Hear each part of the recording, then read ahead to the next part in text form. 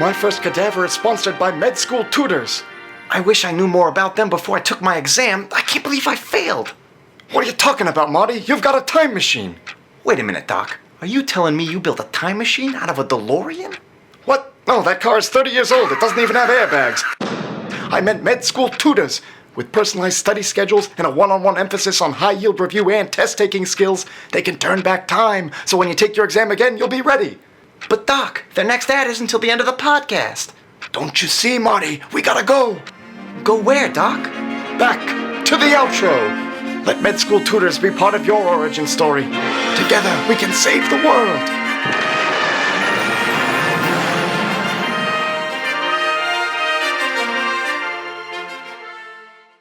My first.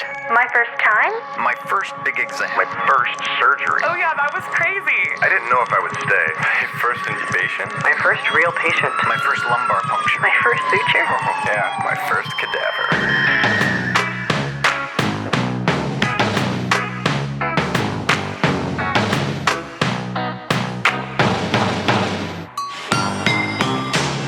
I'm Faith Aaron, and you're listening to my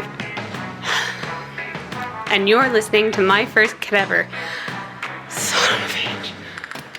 What the fuck? I'm Faith Aaron, and you're listening to my first Cadaver. Yes, Jesus.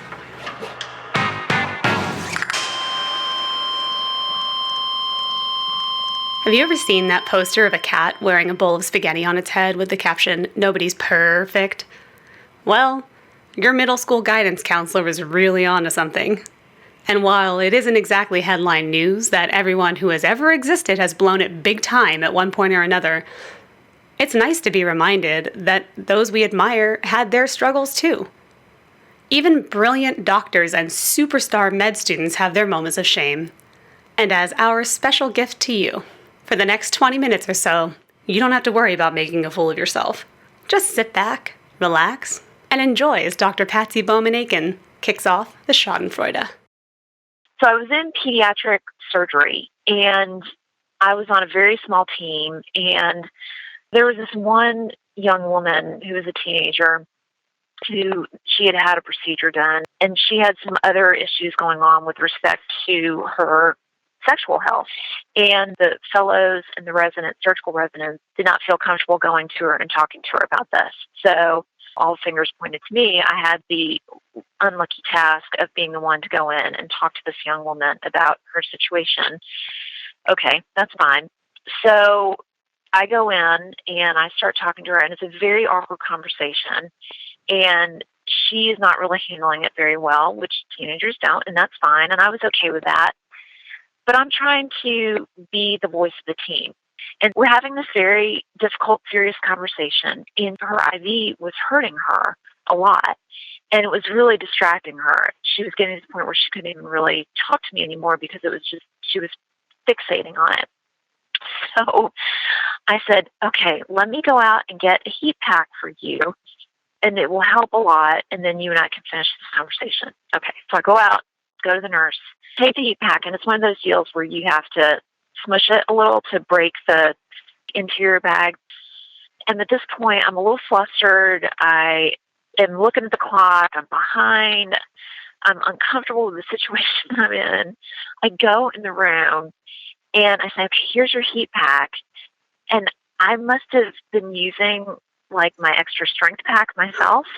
And I smash this thing, and it freaking explodes everywhere. I mean, everywhere. It painted the walls. It splattered on the window. It splattered all over me. And thank the Lord, none of it hit her. I don't know how that was possible because it literally went everywhere. I mean, it was up my nose. It was in my hair. It was on my scrubs. It was on the window.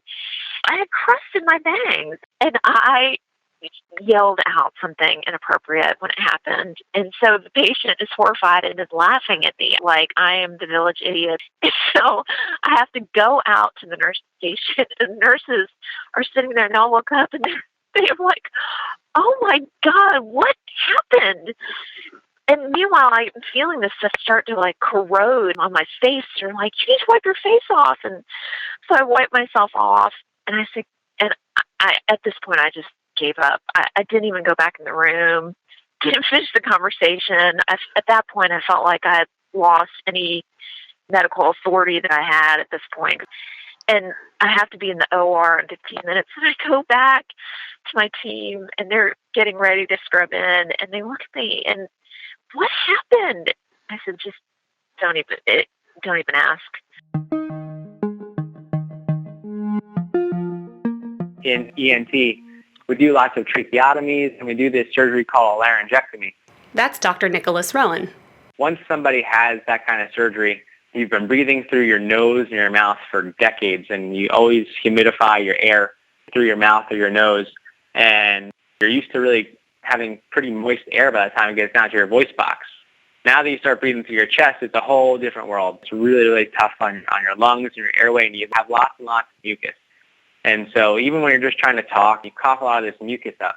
And you learn really quickly that you do not stand directly in front of a patient who has had the tracheotomy or laryngectomy, because inevitably you will have mucus balls fly all over you.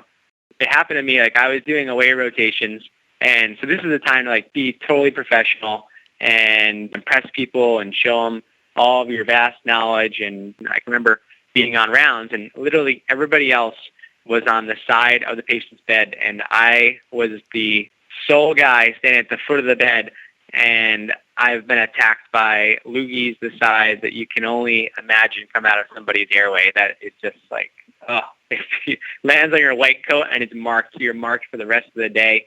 And medical students, you get one white coat, so I mean, you need to go home that night and wash the thing so that you're not walking around with your loogie mark the next day and being a laughingstock of your team.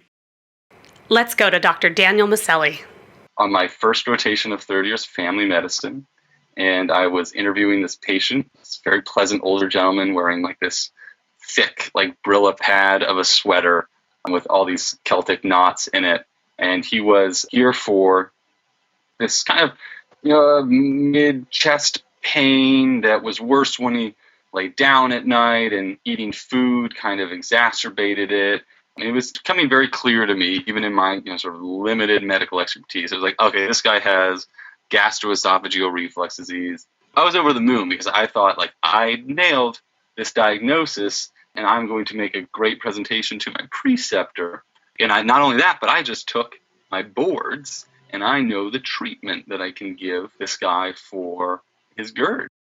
My preceptor said, okay, good thought, but why don't we try ranitidine, Zantac? And I thought, I've got him. I have got this guy, because I know that omeprazole is like a far superior drug than this like puny little ranitidine. Like, he's resting on the laurels of his like gray hair and white coat and medical degree, and he's just this dinosaur of an attending. I'm totally going to one-up him, professionally, but I'm going to let him know that he's made sort of a mistake. And so I, as I said, professionally, politely decide to correct his error. I'm like, well, ranitidine is not as good as omeprazole. Omeprazole has been shown to be superior because of X, Y, and Z. And he's like, oh, okay, good thought. And I thought, this is great. He's struggling with this idea where the student has now any sort of superhero movie that I got so familiar with in college, because I never went on dates on Saturday nights and I just stayed home and watched superhero movies. And now the student is becoming the teacher, and he's going to squirm a little bit. And instead he said, that's a good thought, but actually for this patient, for this man in particular, ranitidine is better. I thought, well, why? And he said, well, this guy, he has this particular insurance, and, ranitidine is cheaper. And the best drug you can give a patient is not the drug that was shown in all the trials to be superior. The best drug you can give your patient is the drug that the patient's going to take. You can have the best medicine in the world. It doesn't make a lick of a difference if the patient doesn't take it. So, if this drug is cheaper, he was going to go get it, and he was going to take it, and he was going to have his GERD improved. And he was less likely to do that on omeprazole. And this is something that my preceptor, this family medicine doctor, who had known this man for years and years and knew who he was as a person and his financial situation, and that he would be way too stoic to say anything in an interview about, oh, that drug's too expensive. Could we use something else? He would never have said that. And this preceptor knew it, which is something I never would have gotten, from a 15-minute interview. And it was a real eye-opener for me, not only because it kind of made me question everything I had ever learned for the boards. Like, well, why did I spend the first 2 years of my medical school, paying thousands of dollars to learn information that's like not even applicable to the patient in front of me? It was like, oh, crap, that stinks. But also just because it was very interesting to see that medicine was as much an art form as it was a science.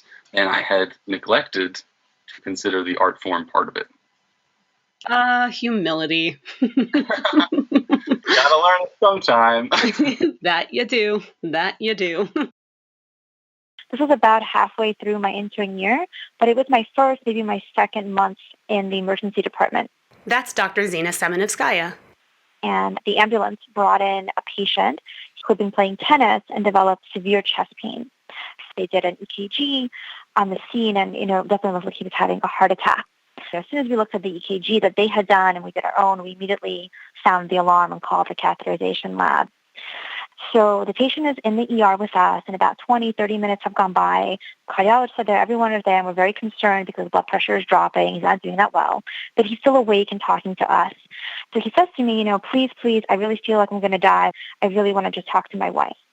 And his wife had actually just arrived.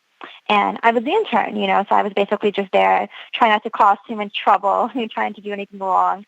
And so I asked the cardiologist who and basically taking over, the leadership of the care for this patient. I said to him, hey, can I bring his wife in? She's just outside. He wants to talk to her. And the cardiologist kind of dismissed me and yelled at me. And he said, absolutely not. Can't you see he's a critical patient? We're taking care of him. You absolutely can't bring any family members in. That's crazy. So I was like, okay, I'm so sorry. Absolutely. And I told the patient, I'm so sorry. The cardiologist said, we can't bring your wife in right now, but as soon as we can, I promise I'll let you speak to her. So another 10 minutes go by or so, and the catheterization lab is still not ready to take the patient. We're still waiting. The patient's getting sicker, but he's still awake. And he says to me again, he says, please, I'm really afraid I'm going to die. I really want to talk to my wife. And again, I sort of tentatively approached the cardiologist. And then again, I come up to him and I say, I'm so sorry to ask you again. Really, really sorry, but the patient really wants to talk to his wife. Are you sure? I can't just bring her just for 1 minute. Just please, for 1 minute. And again, he looks at me, with disdain and says, I already told you, stop bothering me. Absolutely not. You're getting in the way. I'm like, okay. So sorry. And so I don't let the wife in. I do step outside, though, and I tell her, hey, your husband's been asking for you. I promise as soon as I can, I'll let you in to talk to him. Just, I'm not allowed to right now because he's so sick, but I promise as soon as I can, I'll let you in. And she says, okay. Obviously, she's very worried, but she says, okay. So another maybe 5-10 minutes go by. Catheterization lab is just about ready. They're just about to transport him upstairs when he codes. So he goes into cardiac arrest, and we're all in the room working really, really hard to bring him back. And we worked for probably about a half an hour, and unfortunately, we're not able to bring him back. And so he dies. And so, everything is over. The cardiologist and the fellow and a few other people are standing in the ER talking to each other, and I'm sort of sitting in the computer writing my note about everything that happened, and I find myself just crying, and I'm a pretty together person generally, I think, but this really shook me up. I mean, not just because he died. I realized that there was nothing I personally could have done to help him live. We did all the correct medical treatment. Everything was done right. Maybe he would have lived if the catheterization lab had been ready sooner. Maybe not. Nothing to say that he wouldn't have coded upstairs. But what I was really devastated about is that the one thing that I could have done for him, which is let him talk to his wife, I didn't do. And I didn't do it not because I didn't want to, but because I listened to this cardiology attending who told me not to. And in retrospect, I realized that was a crazy decision. Who cares what he says? Who cares if I got in trouble? This is a patient. That was his last opportunity to say anything to his wife. So me, being so upset, I kind of lost some common sense for a minute. And I got up and I marched over there and I tapped this cardiologist on the shoulder and I said, excuse me. And he looks at me, and it's him and a couple of other, all the other doctors in that little group are male. And he looks at me and I say, I just want to tell you that what you did was wrong. You told me not to bring his wife in, but that was wrong. That was terrible. I should have brought his wife in. He died, and he didn't get a chance to say goodbye, and that's all we could have done for him. I said, I'm never listening to you again. Never listening to you again. And then I sort of storm away. And my attending, the emergency attending, kind of sees all of this, and she looks at me, and he's like, do you want to take maybe 10 minutes and compose yourself and come back? He's like, you doing okay there? And I said, no, I'm fine. I just needed to say that. But then something kind of amazing happened. This same cardiologist, another 10, 15 minutes later, actually comes up to me and he says, excuse me, he says, I'm sorry. You're right. He's like, I was really caught up in taking care of the patient, and I was very stressed because the lab, the cath lab wasn't ready and needed to be ready, and I didn't know why they weren't ready yet. And so I was just really agitated. But you're right. We should have let his wife in. We should have, and I will in the future. And he walked away.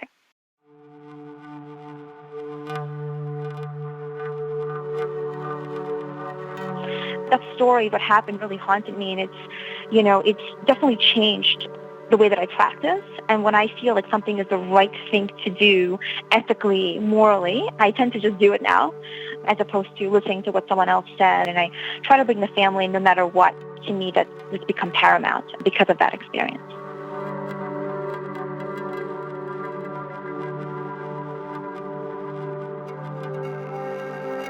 If I'm looking to give advice, it's really important to realize that, number one, you are going to make mistakes.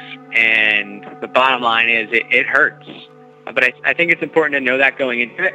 And I think you need to learn from it and not let it bring you down so hard, because you're never going to get out of the field of medicine alive if you do. And I always say that communication is so key, because we're all in it together and we're all trying to help people. And you need to use the people around you to help you, because you can't take care of everybody by yourself. It really is a village that takes care of patients. And so you have to communicate, and you have to tell people, what you're doing and why you did something. And you can't go out there and be a rogue medical student or resident or whoever. You're not House, you're not MacGyver, you're a team. So over the years, that's been the most important thing that I've learned up front. I really took a lot of this stuff personally, and it was easier for me to kind of take that burden on myself and be torn up about some of the mistakes I made sometimes, even if they're pretty small. I mean, we're all super type A, we're all perfectionists, but if you communicate what you're doing and, you seek out help, the outcomes are always better. We're not very good at saying I don't know, at expressing self-doubt, at asking for help when we need it, because we think of ourselves as these pre-doctors, as needing to know the answers, being so sure of ourselves and our skills and our goals and how we're going to get there. So one thing I would really caution medical students against is being uncomfortable with that uncertainty. I think that uncertainty is just a fantastic part of your education. It's just pivotal for it. We shouldn't think of uncertainty as this kind of comrade in arms to inadequacy. It's not that at all. It's more of a champion against complacency. If we're uncertain, it doesn't mean we're bad. It means we're reassessing ourselves. We're making sure we're good enough. It says, study harder, check back in with the patient, broaden that differential. So uncertainty is healthy. Really embrace that. Be comfortable with it. Be comfortable with your discomfort, because it makes you a better medical student, it makes you a better doctor, it makes you a better person.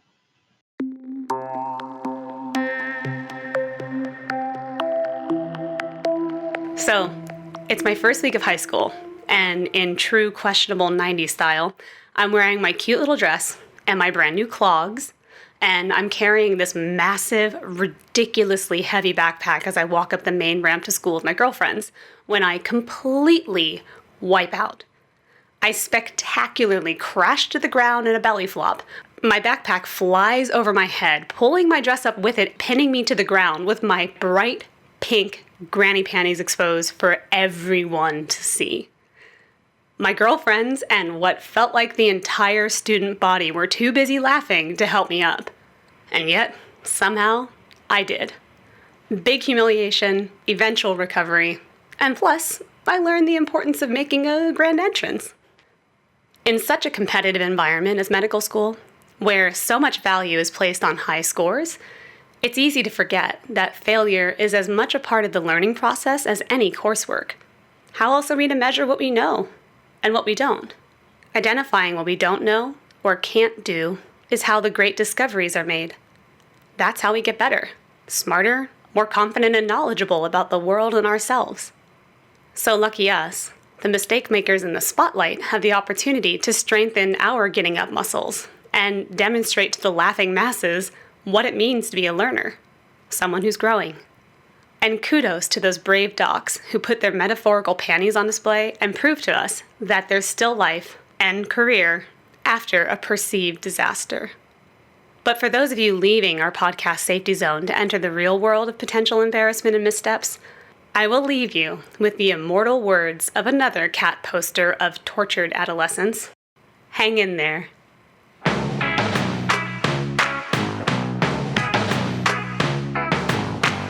Thank you to Doctors Patsy Bowman, Nicholas Rowan, Daniel Miceli, and Xena Semana, the My First Cadaver team, Papa Claire Music and Compulsion Music, our nerf-blasting friends at Salted Stone, and special thanks to Robert Meekins, who is not a doctor. Stay tuned for episode 7, coming soon to a listening device near you. And if you haven't done so already, please follow us on Twitter, Facebook, and iTunes. Med students, if you're listening, check out our exclusive episode 6 content on our sponsor's blog at mstblog.com. And last but not least, remember everyone, don't shoot cacti with your shotgun, or you could become someone's first cadaver. I was interviewing this patient, this very pleasant older gentleman wearing like this thick, like Brilla pad of a sweater with all these Celtic knots in it. For a second, I thought you were going to say that he had like a cat up inside his like big scratchy sweater or something. I was like, where is this going?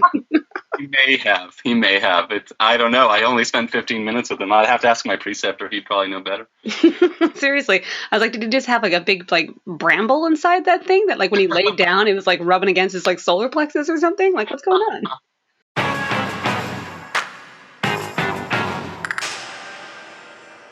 This episode of My First Cadaver was sponsored by Med School Tutors with...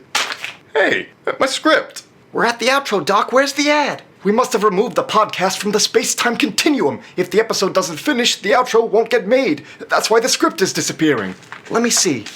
MST's tutors are compassionate, dedicated to your success, and have scored in the top percentiles of their exams. You can trust them to be your personal flux capacitor, yeesh, and get you to 1.21 giga...